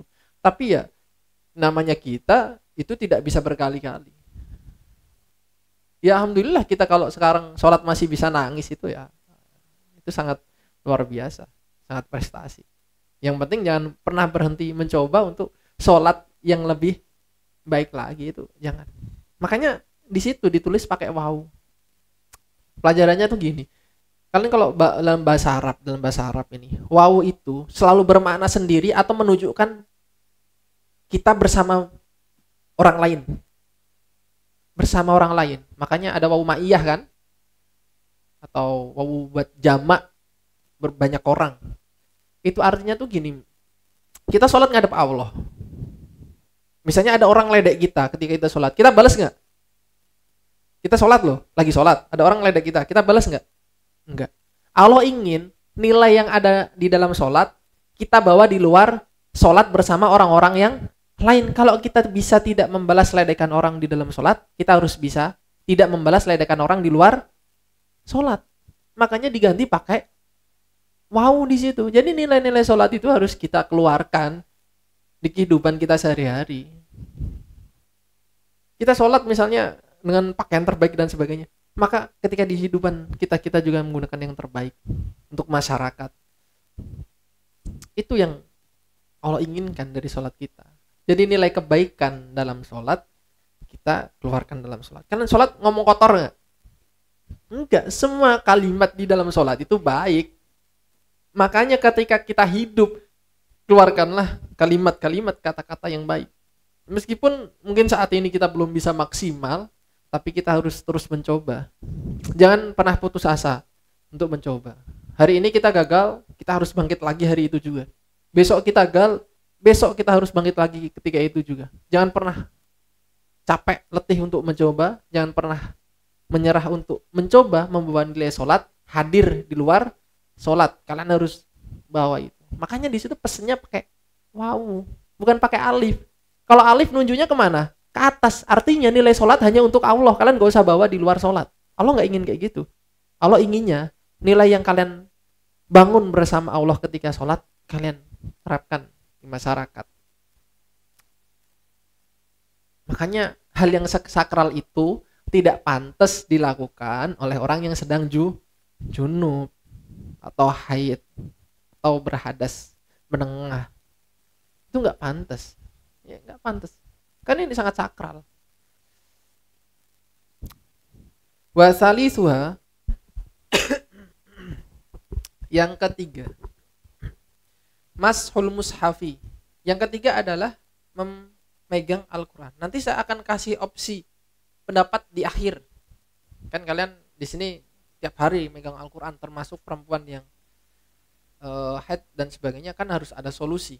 Karena di mazhab Syafi'i itu sangat ketat, aturannya itu sangat ketat ya. Itu sangat ketat. Qala Nawawiyu, berkata Imam Nawawi, idza katabal junubu awil muhdis mushafan. Ketika orang yang junub atau berhadas dia menulis mushaf, in kana yahmil waraqah, kalau dia itu membawa kertas yang ditulis Al-Quran itu, atau dia menyentuhnya, halal kitabati, ketika dia menulis, fahuwa haram, maka itu haram dilakukan. Bagi orang yang junub atau berhadas, itu tidak boleh menyentuh atau memegang kertas yang sedang dia tulis Al-Quran di situ. Fa'ilam yahmilha, ketika dia tidak membawanya dan tidak menyentuhnya, fafi salah satu aujah, ada 3 pendapat. Kalau tidak disentuh, tidak dibawa, dia nulis Al-Quran, itu ada 3 pendapat. Yang pertama adalah boleh, dan ini mazhab Syafi'i itu boleh. Yang kedua tahrimuhu, nggak boleh.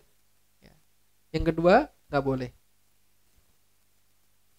Yang ketiga, ya juzulil muhdis, boleh bagi orang yang berhadas, kayak buang angin, ya, buang air kecil, air besar, itu boleh. Wa yahrumu ala junubi, dan haram bagi orang yang junub. Jadi orang yang nulis Al-Quran, kondisinya dia junub atau berhadas, itu ada 3 pendapat. Yang pertama boleh, yang kedua itu haram, yang ketiga itu boleh bagi orang berhadas dan haram bagi orang yang junub. Kenapa? Karena orang junub itu lebih berat daripada orang yang hadas. Itu lebih berat. Orang yang berhadas boleh baca Quran? Boleh. Orang junub? Gak boleh. Orang junub tuh gak boleh baca Quran. Orang berhadas? Boleh.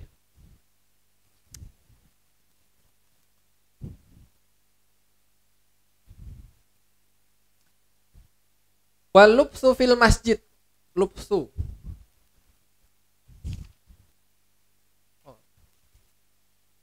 Membawa, ya. Menyentuh Al-Quran kemudian membawa Al-Quran, itu juga nggak boleh bagi orang yang junub. Kenapa membawa nggak boleh? Karena membawa itu lebih berat daripada menyentuh. Ini nggak sekedar disentuh, ini dibawa malahan. Ya. Nggak sekedar disentuh, ini justru malah dibawa. Kemudian membaca Al-Quran. Baca Al-Quran juga tidak boleh bagi orang yang junub, itu tidak boleh.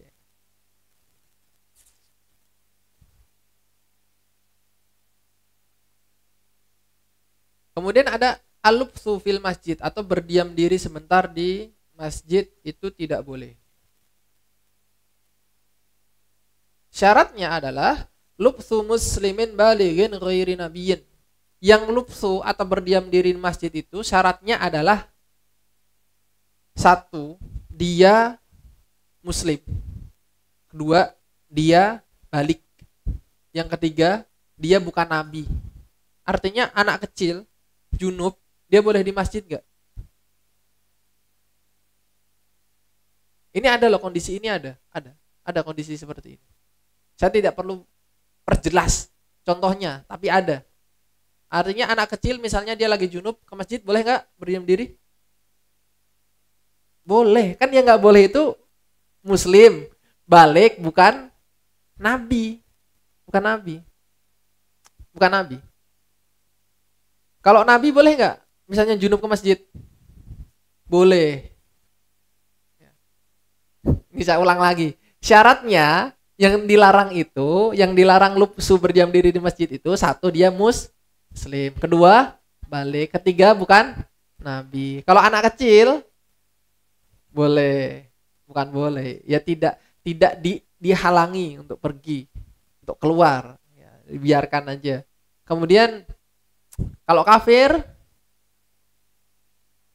ya tidak dihalangi atau tidak dicegah. Kalau nabi boleh.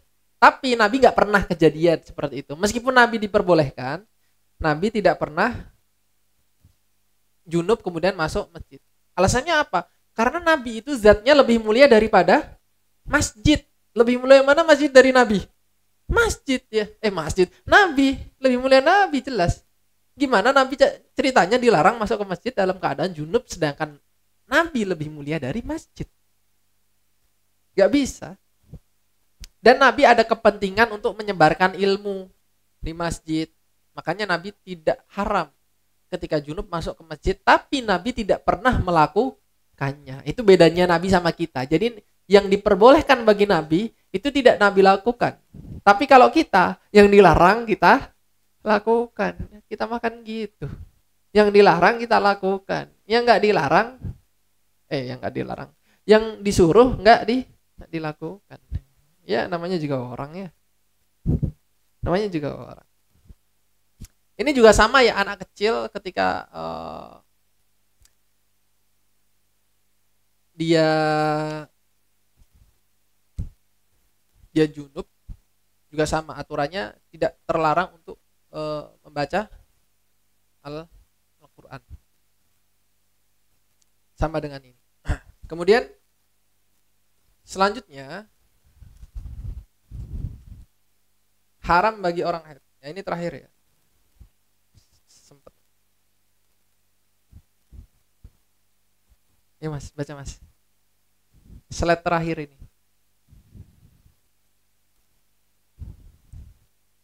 Ada 10.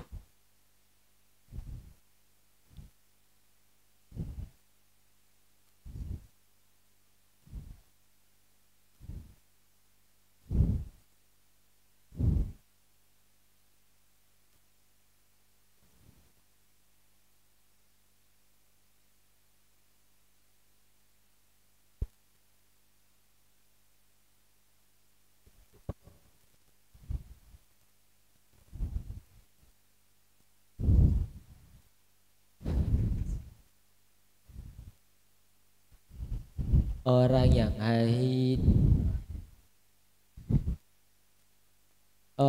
haid diharamkan 10 hal. Salat, tawaf, sentuh Quran membawanya, membaca berdiam Yang lainnya? Enggak, yang lainnya ikuti gitu loh. Yang lainnya ikuti. Membaca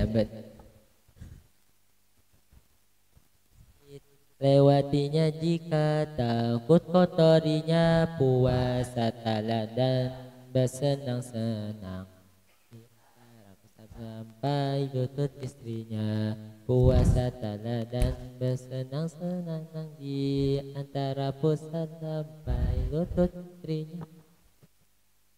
Wa yahrum bil haidi asyarul asya. Haram sebab haid itu ada 10. Yang pertama adalah Sholat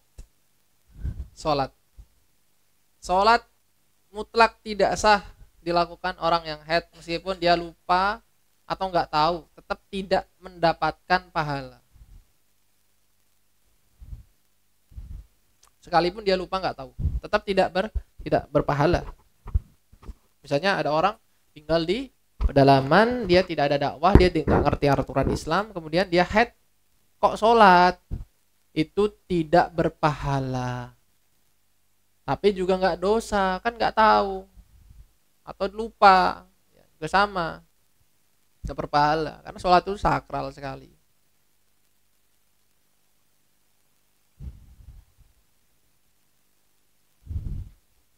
Tapi apakah wajib mengqadha sholat ketika haid? Wajib nggak? Tidak. Kenapa tidak wajib? Alasannya adalah li'anna sholata takarroru kasiron. Karena sholat itu sehari itu diulang berkali-kali. Kalian bayangin aja, haid itu maksimal berapa hari? Yang akhwat berapa? 15. 15 kali 5 75. Kalian bayangin kodok 75 sholat itu. Kalau kalian full 15 hari, berapa rakaat itu?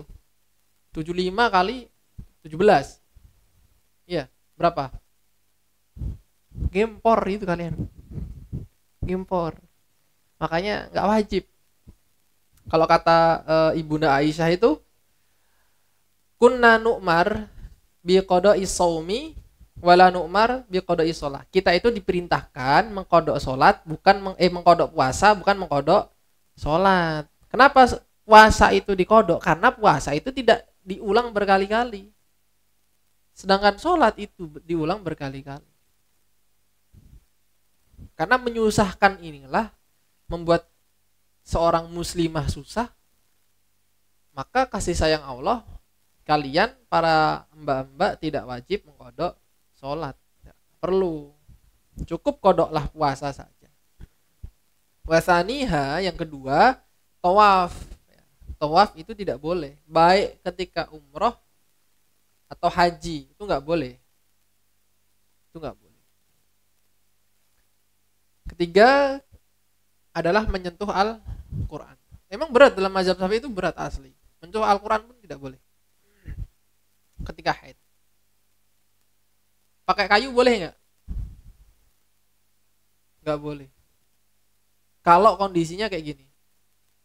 Coba pinjam ini, minta pena. Ini kan halamannya tertutup ya. Kalau kondisinya kayak gini nggak boleh kalian giniin. Ini termasuk membawa. Kondisi yang dibolehkan gimana? Misalnya bukunya lagi tegak-tegak gini, terus kita turunkan pakai kayu, itu baru boleh. Jadi yang dibolehkan pakai ini, itu ketika bukunya tegak gini. Lah kayak mana buku tegak? Itu nggak boleh. Emang ketat itu dalam mazhab Syafi'i. Kalau kondisinya misalnya halamannya ini nempel dan kalian memisah dengan kayu seperti ini, memisahkan halaman satu dengan halaman yang lain pakai kayu ini termasuk membawa, dihukumi membawa. Itu memang berat dalam mazhab Syafi'i, itu luar biasa berat. Makanya solusinya kalau di pondok-pondok tahfiz ya pakai mazhab yang lainnya yang membolehkan membaca ketika haid juga. Karena memang berat dalam mazhab Syafi'i itu. Karena dalam mazhab yang lain itu membolehkan yang bagi yang haid membaca Al-Quran. Kenapa? Karena Al-Quran sama junub itu beda statusnya. Beda dari segi gini. Kalau junub dia bisa mandi kapan saja, ya kan? Tapi kalau haid bisa mandi kapan saja? Nggak bisa. Dia harus nunggu haidnya selesai, baru dia bisa mandi. Maka karena perbedaan inilah kemudian ulama ini hukumnya tidak bisa disamakan. Makanya yang haid masih boleh membaca Al-Quran dan sebagainya. Itu masih boleh. Bawa aja yang ada terjemahannya. Jadi seperti itu. Jadi kalau carilah kondisi yang bisa membuat, carilah pendapat yang bisa membuat kalian ideal ketika belajar. Maka ambillah pendapat ulama yang lain. Kalau solusinya sih seperti itu. Tapi kalau kalian tetap memaksa pakai mazhab Syafi'i, ya kalian repot. Kalian nggak bisa megang, nggak bisa bawa, nggak bisa baca. Khususnya yang akhwat ya, nggak bisa megang, nggak bisa bawa, nggak bisa baca. Ya terus ngopo, ya kan? Kan kalian kerjanya tiap hari ngapalin Al-Quran. Makanya keluarlah ke pendapat yang lain. Bahkan ketika haji ataupun umroh, masyarakat Indonesia pakai mazhab Syafi'i enggak? Ya kalau pakai mazhab Syafi'i gimana? Orang sentuhan cewek cowok disuruh sering sekali. Baru maju batal, mundur lagi, maju lagi batal. Lah kita mau tawafnya kapan? Baru maju selangkah udah batal, sentuhan sama cewek. Kan di sana cewek sama cowok kumpul kan? Kumpul, tawaf kan kumpul semua, cewek sama cowok. Nggak ada dipisahin cewek sendiri cowok sendiri, nggak, jadi satu. Baru maju kena. Lah kamu kapan tawafnya? Udah seharian, satu putaran aja belum. Kamu pakai selimut gini. Itu biar gak kesentuh. Malah keinjak nanti selimutnya, jatuh. Ya kepijak-pijak. Orang Afrika kan gede-gede, orang Afrika. Kita segininya sama orang Afrika mah. Gede-gede. Ya makanya ketika kondisi tidak ideal, maka hukum itu akan melonggar. Jadi kalian bisa pilih hukum yang sesuai dengan kondisi kalian. Jadi emang dalam kaidah itu, Islam itu ketika kondisinya susah hukumnya longgar, tapi ketika kondisinya mudah hukumnya sempit. Misalnya gini, kalian sholat, tapi kalian lagi sakit nggak bisa berdiri, kalian boleh duduk, artinya hukumnya jadi longgar. Tapi ketika kondisi kalian prima, kalian nggak sakit, hukumnya jadi sempit, kalian sholat harus wajib berdiri. Jadi seperti itu hukum. Jadi dalam Islam ketika kondisinya sempit, hukumnya longgar. Kalau kondisinya longgar, hukumnya sempit. Itulah Islam. Jadi kalian pakailah yang longgar buat kalian ketika kondisi kalian memang sempit. Kemudian berdiam diri di masjid itu nggak boleh bagi orang yang haid. Itu tidak boleh. Dengan syarat apa? Syaratnya adalah kalau dia itu takut mengotori masjid. Dia takut mengotori masjid, maka itu tidak diperbolehkan. Kalau berdiam diri sih lewat ya. Lewat di masjid, bukan berdiam diri di masjid. Lewat di masjid jika takut mengotori.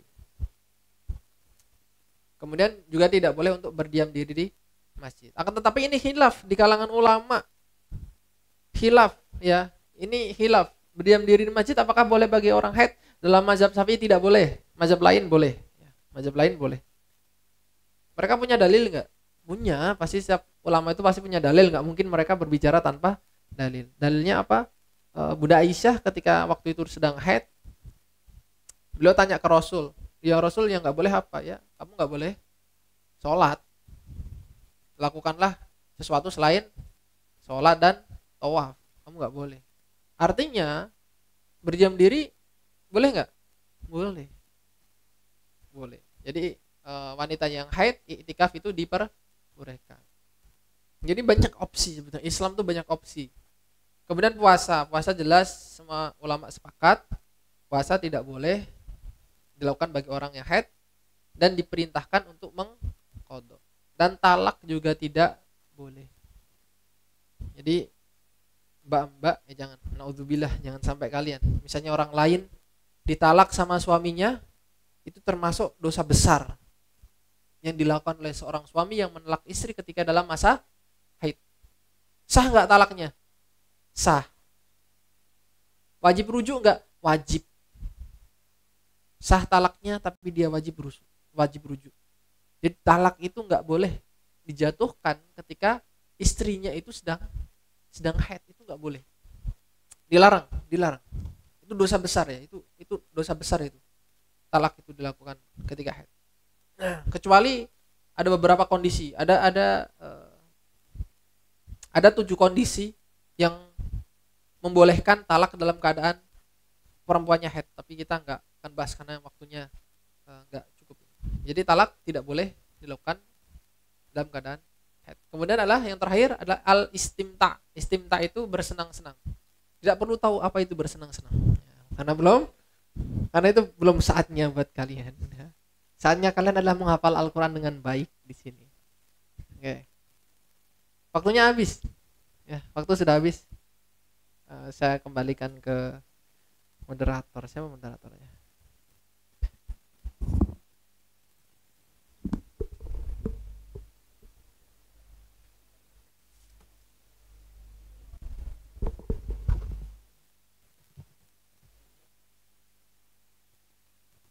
Bagi teman-teman, sebelum ditutup, apabila ada yang ditanyakan kepada Ustadz maka dipersilakan.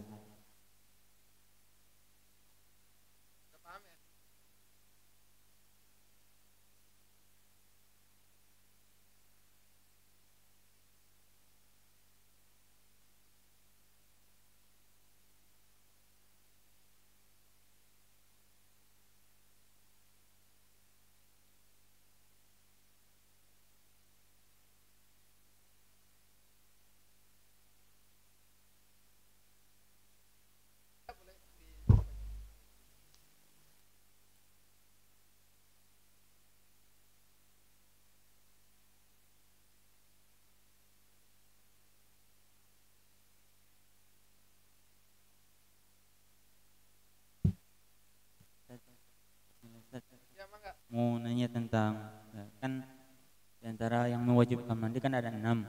Salah satunya yaitu jenazah atau orang yang mati. Nah, bagaimana ketika keadaannya, misal si mayitnya ini dibunuh, kemudian dimutilasi sehingga badannya itu terpenggal-penggal, maksudnya kayak sate gitu loh. Nah, apakah dia wajib dimandikan atau tidak? Syukran Ustaz. Ini pertanyaannya ekstrim. Dia tidak wajib dimandikan karena kondisi yang tidak memungkinkan itu tidak wajib bagi mayit untuk dimandikan. Termasuk misalnya mayitnya itu kena luka bakar. Luka bakar kalau dimandikan itu ya rontok kulit, nah itu tidak wajib dimandikan. Saya nggak kebayang kalau mutilasi itu dimandikan ya, darahnya itu yang ada mana-mana ya. Itu pertanyaan terlalu ekstrim.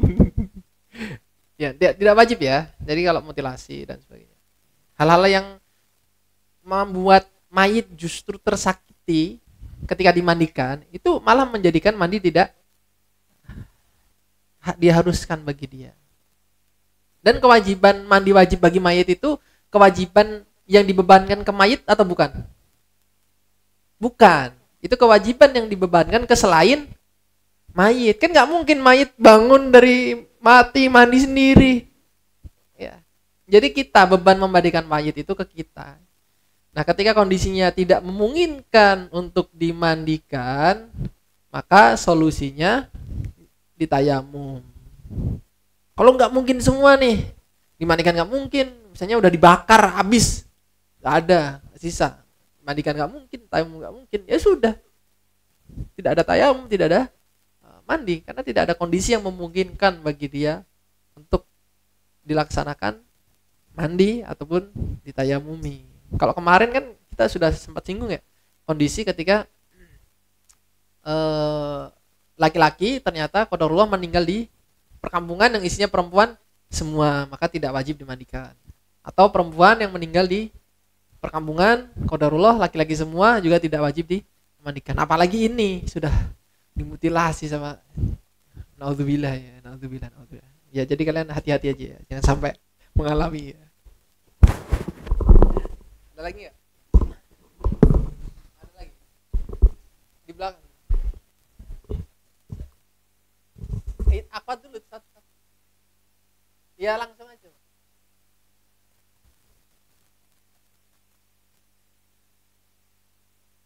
Kenapa wanita? Jawaban yang pastinya ya aturannya udah kayak gitu. Cuman ada jawaban yang filosofisnya. Cuman saya tidak berani mengungkapkan di sini karena kalian masih kecil. Udah itu aja jawabannya.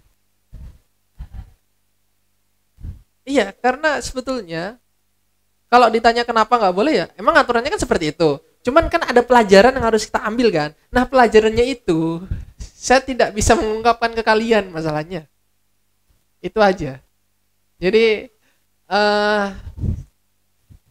simpan pertanyaannya, temui saya kalau sudah nikah aja. Nanti saya jawab. Gitu aja. Nanti saya kasih jawabannya. Kenapa kok perempuan, apa pelajarannya, apa faidahnya? Perempuan tidak boleh ditalak ketika dia sedang haid. Itu nanti saya kasih jawabannya ketika kalian sudah saatnya. Itu ada pelajaran luar biasa di situ, luar biasa. Bahkan bisa jadi perceraian itu tidak akan terjadi. Itu bisa jadi. Bisa jadi ketika dia sudah jatuh talak di luar haid, maka akan kembali lagi, itu bisa jadi. Tapi ketika dalam haid, itu potensi kembali lagi untuk rujuk itu menjadi lebih kecil, tapi di luar haid itu potensinya lebih besar. Itu ada di situ juga pertimbangannya. Pelajarannya ada di situ. Tapi bukan sekarang. Ada lagi enggak? Satu lagi itu. Langsung aja.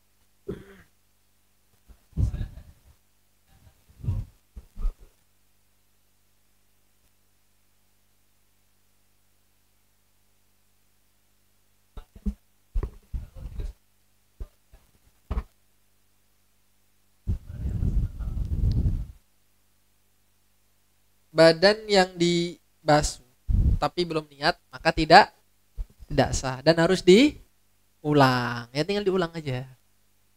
Kok bisa lupa? Gitu. Ya.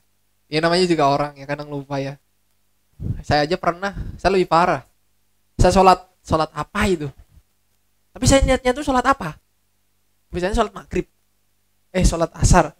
Saya niatnya sholat maghrib, ingin. Sampai selupa itu sama waktu saya kadang. Itu kan jadi kayak, ya Allah kok saya bisa sampai lupa segitu ya. Anda mending lupa niat. Nah, saya salah niat. Sudah melakukan lagi. Mungkin karena kadang saking capek dan sebagainya kita sampai lupa waktu. Itu bisa aja. Udah ya, cukup ya.